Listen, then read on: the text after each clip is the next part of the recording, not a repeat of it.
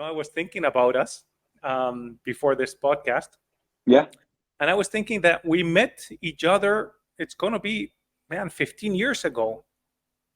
You in know? Berlin, I believe, right? Yes, Well, and it's so funny. We were young kids, full of dreams, um, not very sure where we were going or how we were going to get there. And it's just so funny now, trying to get together.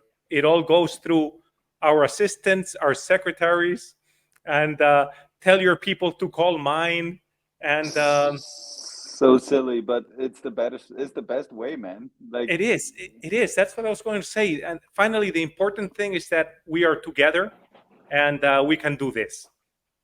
yes, sir. I'm all yours. Okay, 3, 2, 1. We're in Paul and Tonic with Mr. Eric Gauthier. Woo. Um, Eric Gauthier is a man of many hats. He has been, we can see it on right now. Uh, Mhm. he was an amazing dancer, ended his career as a soloist in Stuttgart Ballet. He's an amazing choreographer, probably one of the most talented choreographers in the market today. Um, Oh, he is artistic director of also one of the most important companies in the world. He is a TV personality. We'll talk about this as well. He's a cool. father of three. And I think Eric Gauthier is a good friend of mine. So I welcome you to our podcast, Eric. Thank you, Paul. It's my pleasure. It's my pleasure. And also, I love the name, the title of the podcast. My favorite drink Thank- is gin and tonic, so I, Paul and I tonic. know this. Eric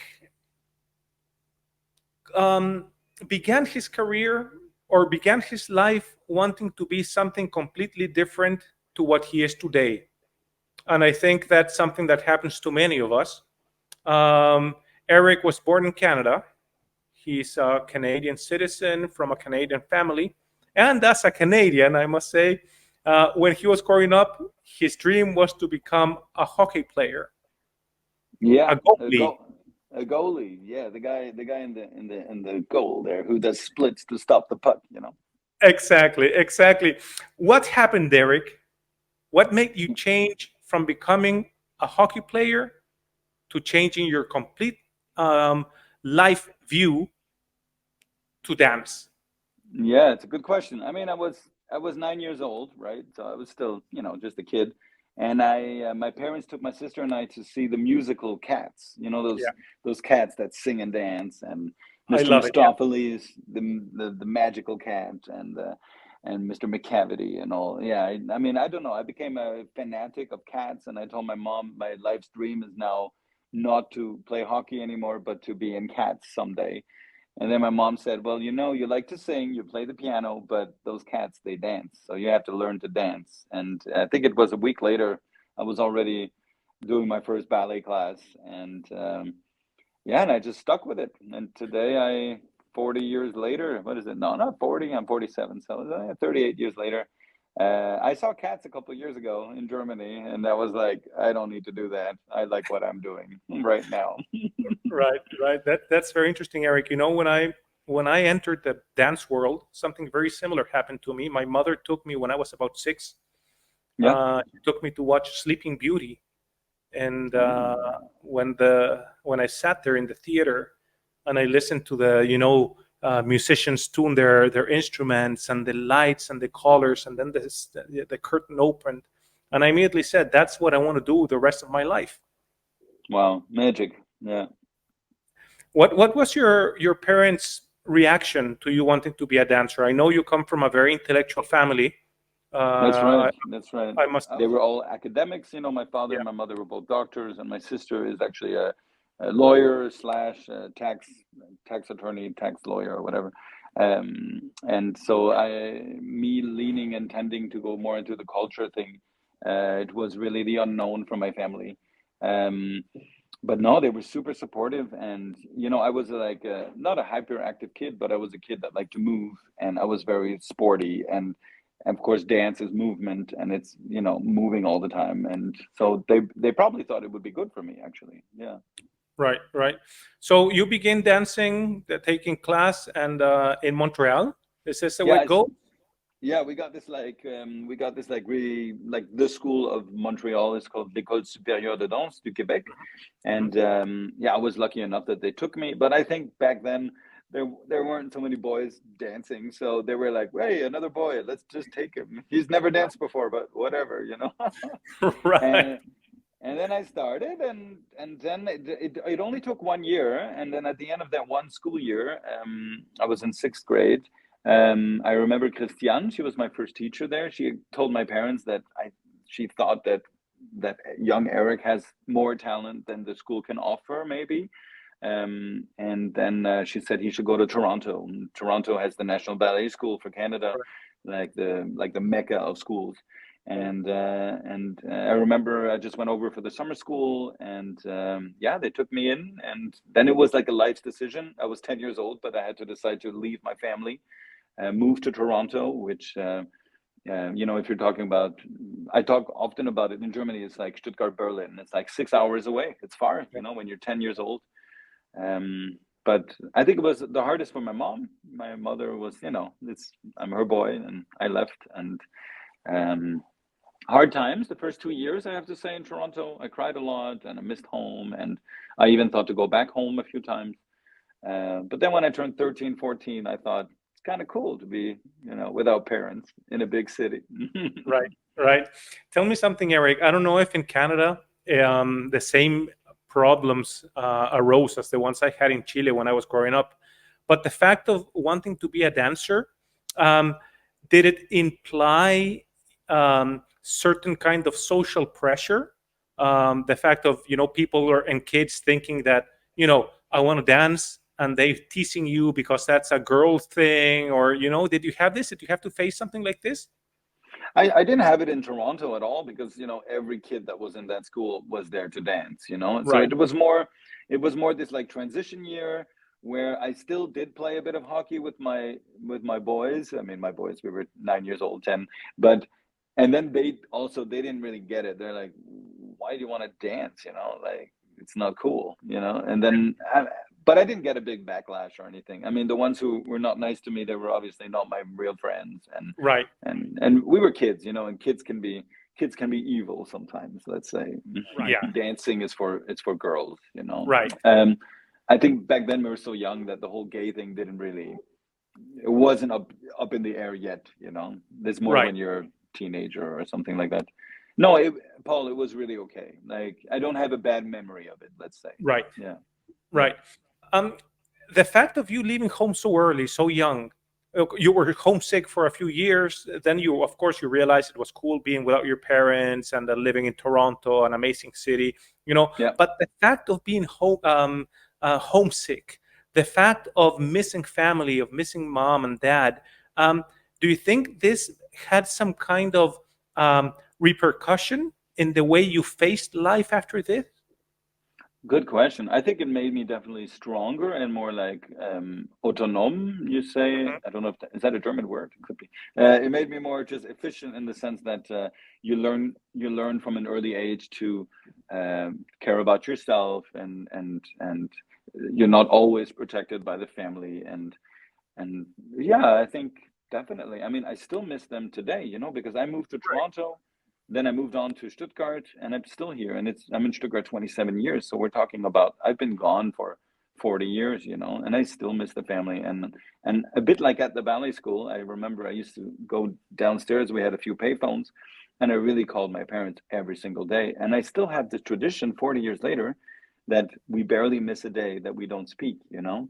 Right. So I do feel that I'm still very much in their lives and they're in mine, just not through seeing, but through speaking. And we talk about life's problems still today. And yeah, And it's today it's a lot easier than before. Today you just grab your WhatsApp and you just call and you see your mom, you see your dad. Before it was, using the yeah, phone. It was so expensive that you could so maybe just call expensive. once a week or once a month. I remember how that was.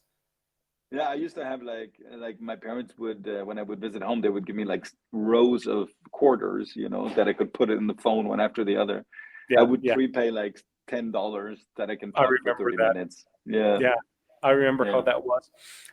Eric Gauthier became one of the most talented um, students in his class, and he was pretty quickly hired as a member of the company in the National Ballet of Canada. That's right. How did this transition go between being a student and becoming a member of a company? And there's this is two questions in one, because once you did this step into the National Ballet, you Hmm. started working with a person who became very important in your life, who Hmm. is, to my taste, one of the most important artistic directors in the last 50 years. Reed Anderson. Yeah. Tell me how this transition became happened, and then your relationship to Reed. How did this develop? How did this become a real relationship? Yeah, I mean, Ray, you can call him I call him my ballet papa, my Yeah, ballet father. Um, with with so when you're at the ballet school and I was maybe like one of the cool kids in the class. I was doing the main roles in the school shows and doing the big pas de deux and the Don Quixote pas de deux and all that stuff. And then, and the full switch, which happens today to a lot of kids, I was just in Budapest on the weekend, and one of the finishing class students was dancing a solo of mine, um, and he's like the it boy, and now he's going into the Hungarian ballet, but he's already been told that he's going to be in the core and very irrelevant and very unimportant, because now he's the big star in the school, but then he'll be nothing. And I right, think I think this happened to me the same. I joined the National Ballet of Canada, and I was like the star in the school. But when you join the main company, when you join a company, you kind of realize, wow, I'm not that good. Like you realize that there's levels of dance that you never thought phantom exist. And so, of course, I was taking a step back, but I was always brought up to have much respect for my elders and for the dancers that have great careers. So I did have no problem standing in the back line in the ballet class, and so that adjustment was okay for me. And also, I got my dream. All my years in the school, I wanted to dance for Reed Anderson, who was the director of the National Ballet of Canada and leading this ship into glory days. It was fantastic, like his directing style and his openness to talk to the dancers. He always said he doesn't beat around the bush, which is like a saying, like he's yeah, just going to yeah, tell you like it is, as it should be. as it should be, but Right. it's not always easy to do so. But as a mentor, I definitely try to take this trait from him. Yeah. um, and then I was at the ballet not very long, right? I was there from September until December. And in December, Reed already spoke to the company. It was during the Nutcracker season. He told everyone, I'm leaving at the end of the season, and I'm going to be the director in Stuttgart Ballet. And I had heard of it because in the history of ballet class, we had heard about the John Neumeyer in Hamburg. We had heard about John Krenko in Stuttgart. But, he said, I'm going to Stuttgart. And I kind of was like, what does that mean? Where is that? And then he did say, I'm not going to ask anyone to join me, but if someone is interested in following my my way to Europe, you can speak with me. I think most of the company did say, I want to go with you. Of course. And I was the only corps de ballet dancer that he took with him. He took, yeah. Did you have a relationship with him before? I mean, were you close? Were you good friends, or did the real No, partnership no. begin in Germany? I, I mean, the partnership of a director to a dancer is a special one, anyways. But you cannot Right. call it a friendship, because one has been given your career in his hands. This is how I look at it as a director since 16 years. The dancer that gives his time of life to my company and to the place, um, it's an Auftrag, it's a mission that has been given to you to make their career as great as possible. And when you see that you don't get any further with that dancer, you have to be honest and say, you might do better somewhere else. Right. Um, Reed, at that moment, he had told me, I think if you come to Stuttgart, I think we can do great things. And I was very excited by the adventure of Europe, let's say. I didn't really think it was like, because you think of Europe when you're from America and it's like this majestic, huge thing, but it ended up being Germany, and then it ended up being Stuttgart. Stuttgart. So at first I was a bit like, this place sucks. It's tiny, and Toronto with like millions of people living there, and always something going on, from great concerts to incredible restaurants to. And then Stuttgart is like, it's province a little bit. It's still a great city, and it loves culture. It has a lot of green and parks, and but it's small, Paul. It's 500,000 people, Um, but I still took the chance, and I came, and I was 19 years old, and it started all very fast. I got good roles early on, and um, I think there already Reed had noticed my ability with more modern works, let's say, more neoclassical works, that I could move, unlike other ballet dancers. I was more fluent through movement, and I was interested in that more than the others. And this developed through the years, every year more and more, and then yeah, uh, I think I was considered the modern guy at the Stuttgart Ballet. Yeah, Yeah, yeah. I had this like inner battle with my demons, because of course, I wanted to be Basilio, I wanted to be Albrecht in Giselle, I wanted to be Romeo, and I had a lot of arguments with Reed about it. I was like, why can't I do Romeo? And he said, because you're short and you're not blonde. And I said, but why does Romeo have to be like that? Good A question. Romeo is a dreamer. A Romeo is someone that falls deeply in love and dies for his love. I can do that. And I could do as many pirouettes as Romeo, even more Right, maybe. right. Uh, and I was always casted in these roles like Mercutio, like the best friend of Romeo that dies for him, and or the Joker in Judicat, or I was considered also the Charlie Chaplin of the ballet, because I had this comedic side to me. I like to make people feel good, to make people laugh and feel something. And often the princes, it's not. I mean, I look at it in a different way now, but it's very placative. It is like it is. The prince is just pretty, and will he bring you to tears? I do not know. Um, at a moment when you're starting to end your career as a dancer, you know, you begin thinking about choreographing, you begin creating, you begin doing things in the studio that other dancers were not doing at the time. Yeah. Um, what took you to create? What was the step that said, I've danced enough. I want to try my hand at creating pieces, at creating Hmm. choreographies. What happened there? What was your internal battle with this? It's a good question.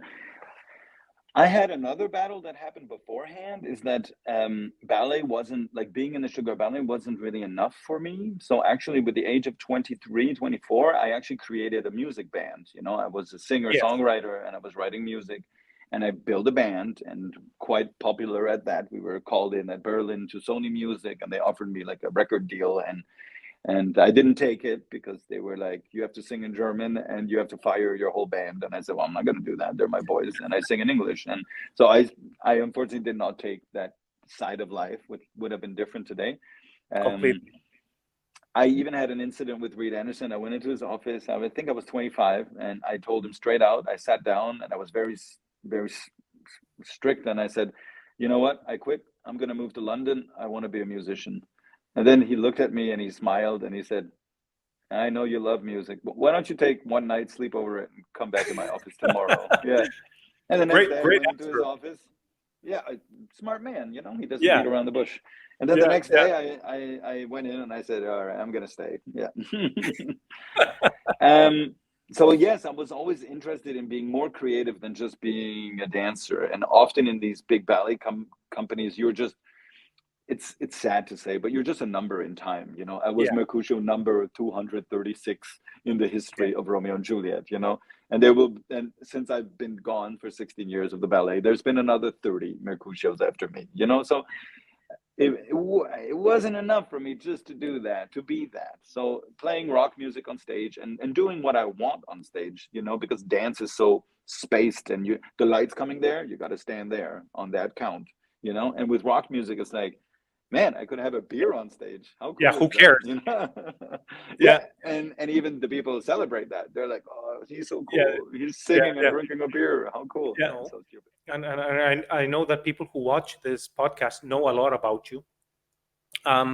But the way you choreograph is completely different than most, and this is what makes your choreographic style so interesting.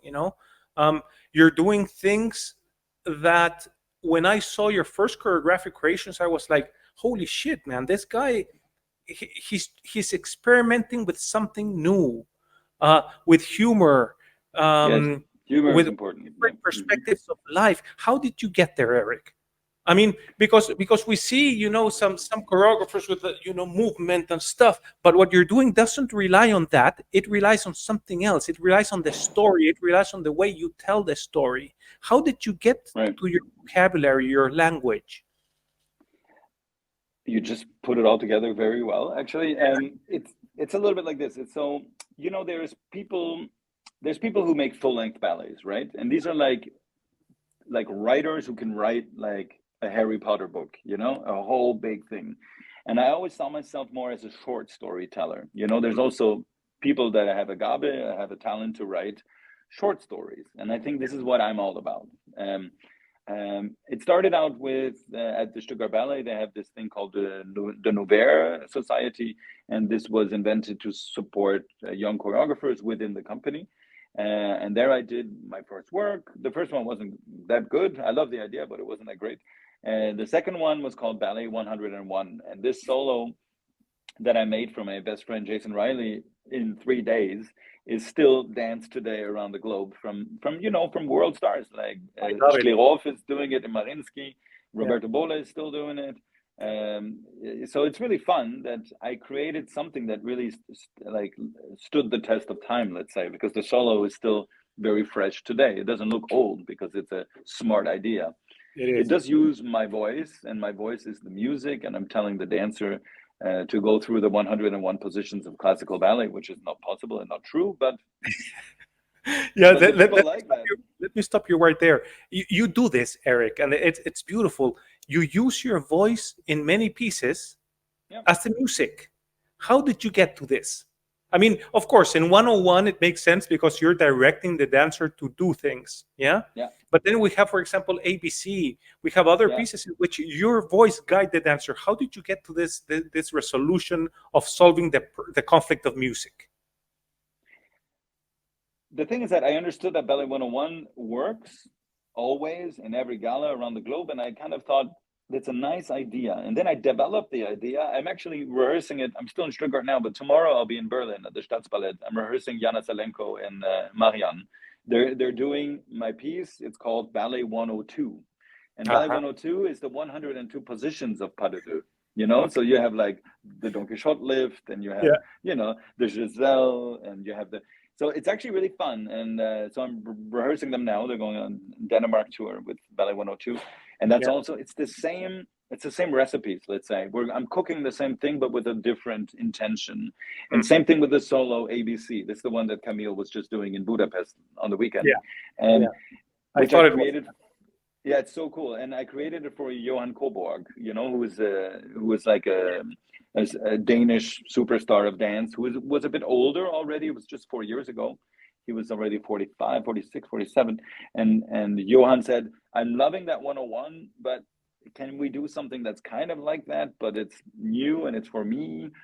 And then I came up with this crazy idea of ABC. And ABC is like, we use every single letter of the alphabet and the words that are connected to dance. So even A is like Albrecht, Afternoon of a Faun, Alcoholic, Adage, Allegro, and then B is like Ballet Boy, Broken Ballerina, Basilio, B plus, Black Swan, Breakdance, So you can, and it's really fun. The people, they go nuts, because if you superimpose any one of these pieces in a ballet gala, in between Diana Acteon and Don Quixote, you throw in ABC or you throw in Ballet 101, 102, it's still got the whole ballet thing going on, but with a twist. And people like twists. They love to be surprised. They love to be, surprised. Yeah.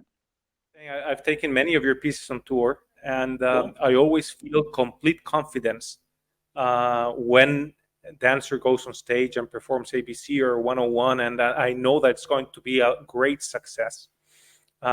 Last time was last year, as a matter of fact, with Victor Caixeta, and we did. How did he do? I never saw him. He was amazing. First of all, he's an amazing kid. Second, he's an amazing dancer. And the fact of having this classically trained dancer with this beautiful classic prince, persona, doing a piece like ABC was just, it rocked the house. People were nuts. They were going crazy. So yeah, I love this. I really did. And Thank so you. I love what you're doing, Eric. I love your work. I think I've told you this before. Um, but something happened in which your creation eventually became part a company. What was the step? I'm always very interested, and our listeners are very interested in the steps. How did you become a ballet student into a company dancer? How did you go from Canada to Stuttgart? How did you go from dance to choreography? And now how did you go to choreography to having your own company? What was the process there, Eric? Um, I do think I was giving the chance of a lifetime, I have to say. You did. In the sense of, so I was at the Sugar Ballet all those years, and with the age of 30, I hung up my white tights and I said, no more, no more dance belt and no more pirouettes on stage. And I knew I still want to stay in dance and I want to still perform myself. And my first thought was, I had this mentor, and his name was Egon Madsen. Egon Madsen was one of the legends of the history of John Cranko, Yes. and he was already 65 then. I was 30, and I said to Egon, I said, I don't know what I'm going to do, but I would love to do a piece with you, just the two of us. And then he said, it sounds kind of nuts, but maybe, why not? And then we looked for the right choreographer who would do this production for us, and we came to Christian Spuck, who is a good friend of Stuttgart. He was house choreographer in Stuttgart Ballet. So Yep. I knew Christian. Christian knew the legacy of Madsen, and Christian said, "I'm going to make a Don Quixote for the two of you." And then we both kind of, fell backwards and said, "A Don Quixote for two people." But it was, in one way, it was like it was a mix of waiting for Godot, these two men that sit on a bench every single day at the same place and just look at the world and the time go by, and that's what we did. I was Sancho Panza, he was Don Quixote, and we were in the same space every day of our lives. But every day something new would happen.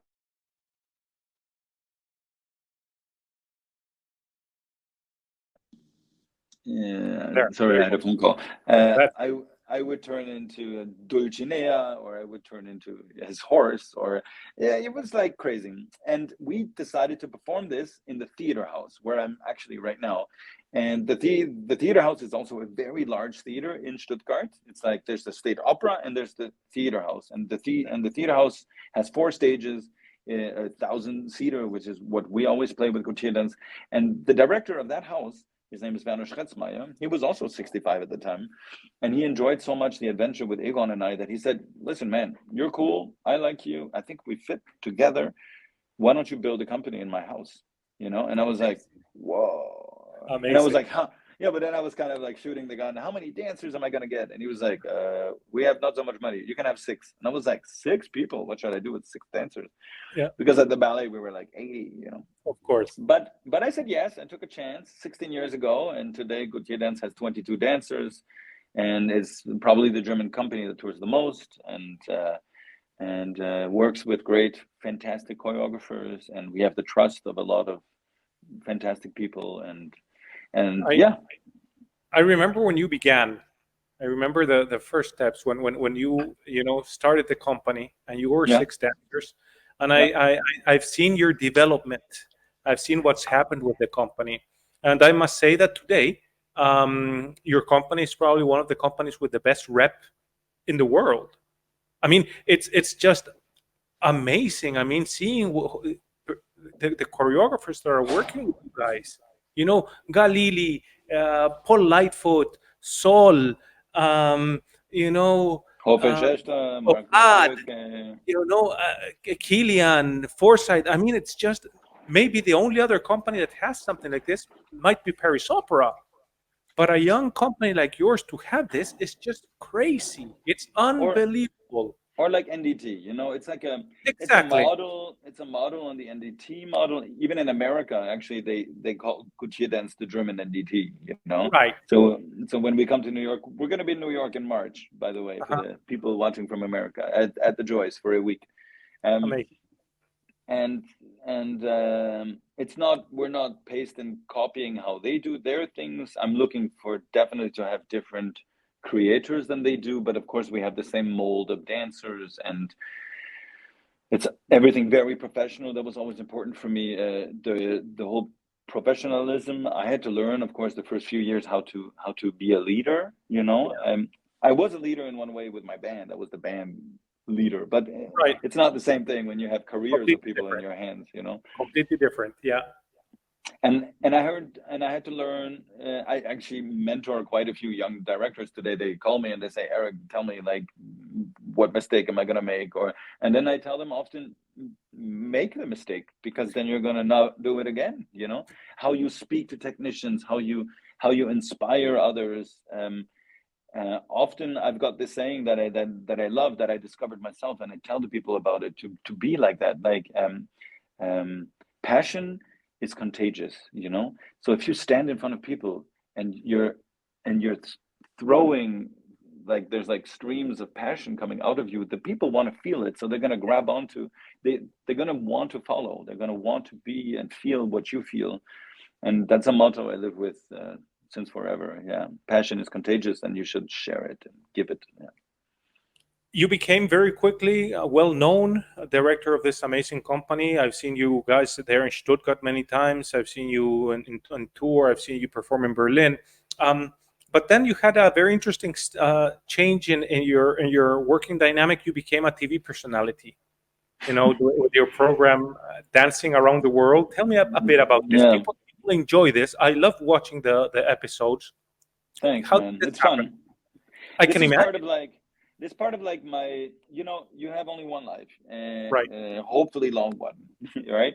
And I want to do as much as I can within the time that I'm given. And one of my missions is, of course, to carve out a new audience for dance, because dance is this art form that is quite selected for many people, for the common folk. Like, opera uses the voice with notes, and acting uses the voice with words, but dancing communicates through movement. And for a lot of people who who don't come in contact with dance, they won't buy a ticket to go see a show, because they're like, I won't understand. They don't talk to me. So I went to the TV station, it was about 4 years ago, the German telly, and I told them, you should make more with dance on television, then more people would come in contact with it. And they kind of laughed, and they said, no one cares about dance on television. I said, fine. Yeah. And I was a bit sad, and I said, whatever, you guys suck. And then a year later, I got a call, and they were like, what was your idea? And I said, called Dance Around the World. And we go around the world to the hot spots of dance, to the cities of dance, build it a bit like a road movie. I'm on the go. It's me as the moderator with my leather jacket, and I'm breaking all the boundaries of, I'm not a steif moderator who's like, no, we're visiting the Bolshoi.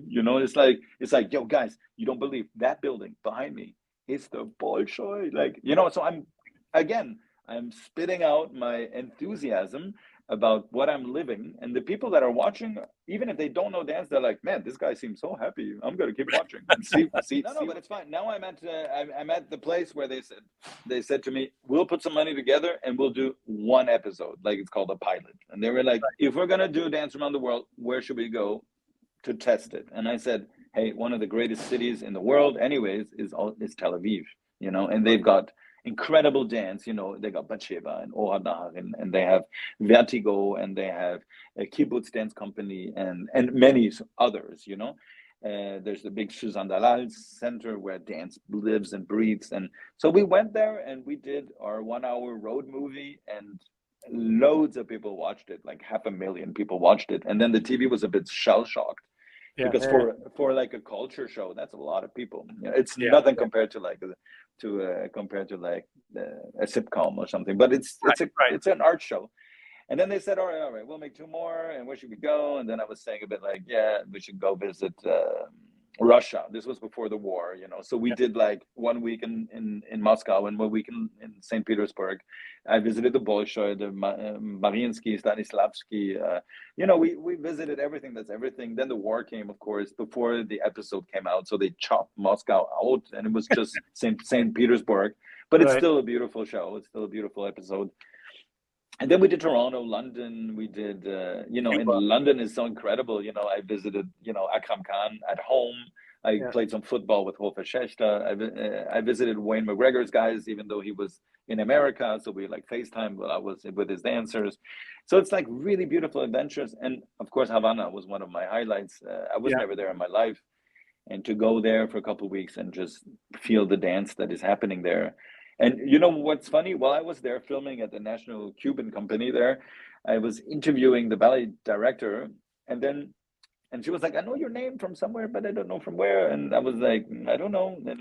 And then I said, "I have this Ballet 101 piece. Maybe you've seen it." And she's like, "Oh my God, this is you?" And I was like, "Yes, Paul." Within 3 weeks, they were performing Ballet 101. Amazing. I Yeah. I sent someone over, they taught it, and they premiered it within Yeah. 3 weeks. Yeah, I remember Vieng Sai, she's the director of the company. yeah, her. She actually saw 101 in one of my galas in Dominican Republic. Thank you, Paul, for connecting the dots. That's the connection.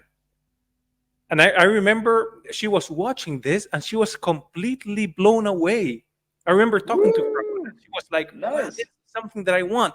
And then during this time, she wasn't director yet, but she obviously remembered your name. And so that's awesome. I didn't know they got Yeah, that's amazing, no? fantastic, man. Yeah, it was very beautiful. I mean, I wasn't there to see it live, Right. but I sent someone over, and they had a great time, like 2.5 weeks in Havana, in Cuba, and Fantastic. That's yeah. awesome. That's awesome. Congrats, man. Thanks, bro. Exactly. I mean, the fact of using a baseball cap and a leather jacket and rock and rollers and loving rock and roll and having a few beers once in a while, that's needed in our ballet world. Oh, cool. It relaxes the environment. It gives people a different view of what dance means. Many people are a bit afraid and distanced to dance because they think that everybody's stuck up and they're princess-like, and the fact of having people like you and Jason, being cool about it, it opens a lot of avenues for a bigger slice of audiences. Nice, Paul. Well, that's nice to hear. I mean, we don't do it on purpose, obviously. I think we're just staying true to ourselves, and we Exactly. don't have to. Often, you can call it playing a part. Like yes, I am a director, and I could work in very big houses. I've said no to, I don't know, 12 or 14 big houses already as a director, because then I think I wouldn't be myself. I would play a part. Right. I would have to wear a suit, and I would have Right. to, and I would still do a good job, but now I get to be myself and still do a good job in an environment that I adore, and it's Exactly. and And that's why I'm blessed, and that's what I meant by I got the chance of a lifetime. Yeah. exactly. And this is one of the beauties of having a company with your own name on it, Gauthier Dance. It's your place, it's your space. And But and what's weird? that I'm shows. still not cool with having my name on. I love it, Because man. It no, makes a lot of sense. I know, but it became a trademark. But in one way, the company is not about me. It's the dancers are doing the delivery, and they are the product. They are the magic, and the choreographers that come. It's not me. I mean, I invited them, and they agreed. And so I had a lot of cool names in the beginning, like White Ink Dance Company, Renegade Dance Company. But my boss here, he said, "We're gonna play it safe. People know you. We'll call it Gauthier." And I'm like, "Whatever, let's do it." Makes a lot of sense. Names are metaphors, and I think your company is a perfect metaphor for you, for your dreams, for what you've done, and what you've accomplished. I think people who know you and people who know your company say it's one. Eric Gauthier and Gauthier Dance are just one soul. Oh, Um, nice. Eric, what's next? What's What's next? next What's in your next? We have a life? What are the next steps? What are the next dreams? What are the next adventures? In the next 5 years, where will I see Eric Gauthier? Big question, Paul. What's next is definitely for the company. Lots of touring. I mean, next week we're in Italy in Bozen, and then we go to Canada on tour again, which is always so fantastic to tour my homeland. And next season we have like a giant thing happening. Akram Khan is going to make a full evening for Gautier Dance, which is, of course, what dreams are made of. When will this happen again? This guy doesn't even like to sell pieces, but he's going to create a full evening, which is magic. That's huge. And where do I see myself? Well, I'm just about to renew my contract here, so it's always a big thing for me to to kind of give my life again for 4 or 5 years to this place. You know, it's a very conscious choice. I don't tend to break my contract and what I do and what I say. So I'm about to do that. So I think the next 5 are kind of set, and then I'll be 50. So let's see where life takes me. You know, I don't know. Maybe I'll get tired of running around and doing my TV show, and I am raising my 3 kids also. So that's also a big challenge in my life. Yeah. Yeah. Eric, as always, it's a pleasure seeing you. I wish it was in person and not through a computer screen, but I think we'll have time to do that again. I hope pretty soon. Me too.